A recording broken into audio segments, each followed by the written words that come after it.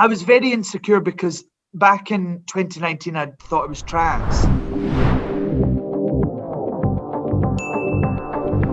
I am so excited. I cannot believe the book is out. My book is out! It has been a crazy, crazy experience writing it, and just can't believe my wee baby's out in the world now, you know? The hardest part of it is, are other people ready for me to be this candid and open and honest? I talk about everything in it. I talk about, you know, sucking dates, how to get started in drag, the bullying when I was younger, school, talk about like everything. I swear quite a lot. I'm just so happy that the publishers let me be me with this. No. Never. Because the truth is, I discovered during the season that people were not going to like me regardless of what I did, or regardless of how much I tried to make people kind of like me or anything like that. So I just learned, like, just be you. It's like literally the advice I give in this is be you, be the most you can be. If you're a bit of a bitch, be a bitch. If you're really funny, be really funny. But it's just like we can smell when someone's being fake. So I just never want to be fake with people.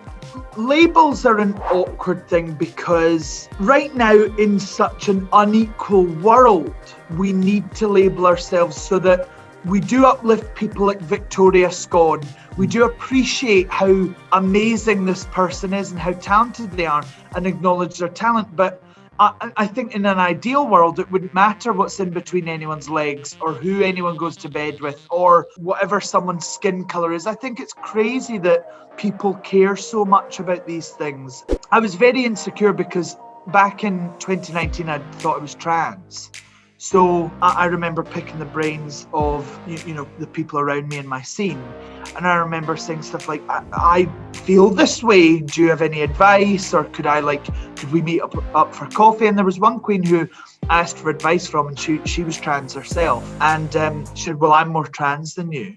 And I was like, what? Is there a scale? You know, is there a Richter scale of transness or queerness or something that I'm missing out on? And boiling everything down to how gay someone is or how trans someone is or stuff like that, it's just so negative. And I think it made me really uncomfortable for sure. And I never thought about it, you know, after then. But it was when I watched Drag Race that when I heard, you know, RuPaul refer to me as he, and then I heard Michelle call me she and stuff like that just like added to like the knock, knock, knock. You don't know who you are yet. It was really, really scary, I guess, and it kind of brought those feelings to the forefront again, which is why I got really down on myself. The last thing I ever wanted to do was ever disappoint anyone. I just wanted to be really certain of who I was. And the truth is, none of us are ever certain of who we are, really, because we're all on a journey. We're all on a journey of self-discovery. So I think that's been the main thing I've learned from Drag Race as well, is not being too hard on myself. Hell, Rome wasn't built in a day and the Mona Lisa wasn't painted in a day. I don't know, I feel really bad for being like, oh, well, I just see myself as fluid right now because that's how I feel. But I think being open and honest about where you're at on your journey is like part of that journey. You know, being an open book. Yeah. Literally. Before I was on Drag Race, I'd never heard of her. And then when Reddit obviously was like, victoriascone's one of the cast members, me and my flatmate's a trans woman. My flatmate just started crying so much because they were like, you know, I can come out now and be my true self and still have the chance to get on Drag Race. It's not just this male world, because that is the other thing. When Victoria got on, it was groundbreaking. That's good. It's good that it's groundbreaking, but how sad is it that in 2021 there are misogynistic souls out there who try and defend the fact that they think victoriascone shouldn't be on Drag Race for any other reason other than the fact she's a woman. People just don't like women, and people are trying to not let women in the drag world. When actually, if you're a true drag fan, you go to the club, you go to any club, you'll see trans women, you'll see trans men, you'll see non-binary folk, you'll see gay men, you know, gay women, you'll see everyone out at this club in drag, in club kid drag, in all sorts of drag. So I think it's about time that Drag Race kind of stepped up and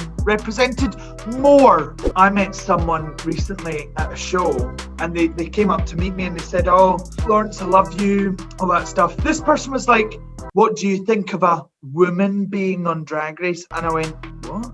I was like, and they were like, "Oh, well, it's just, drag is our thing." And I was like, "You what?" It's so crazy how the world is, and it's so sad to see it rife in our community as well. Let's uplift these queer voices, let's uplift lesbian voices, let's uplift trans voices, POC voices, black voices. You know, I'm not going to talk for someone else who I don't know their experience. They should talk about their experience. They should have the right to talk about their own experience. The only advice I could give people is, if you want to make loads of money, go and make loads of money. If you want to, you know, make positive change, go make positive change. I'm not going to tell you what direction you need to go in. They'll definitely know what's coming to them with the kind of trolling thing, but we talk all the time about like how I need to react or how other people's need to react to the trolling. You know, it needs to be about how people act. People say some foul stuff and then they get shocked when I say foul stuff back at them. It's so sad that people will, you know, be willing to tear you down but then aren't willing to also have a conversation about it. The first time I watched Drag Race was series 4, episode 1 of the American season. And I was like, wow, I can't wait till I win this. And then I won it. So I truly do think anything's possible. I love horror films. I want to be an evil person in a horror film. The sky's the limit for me. I remember people would be like, "You can't be famous." And I'd be like, "You what?" You know, "You can't be so-and-so because you're not as talented, or you're this." When has being famous ever been about being the most talented? I'm sorry, Keeping Up with the Kardashians. I don't know, I just enjoy drag. I love and live to do drag. So that is why I see it as the sky's the limit. If you want to do drag and you're like, "I'd like to do drag full time," forget it. But if you need to do drag full time and you need to share who you are with the world, you're going to do it.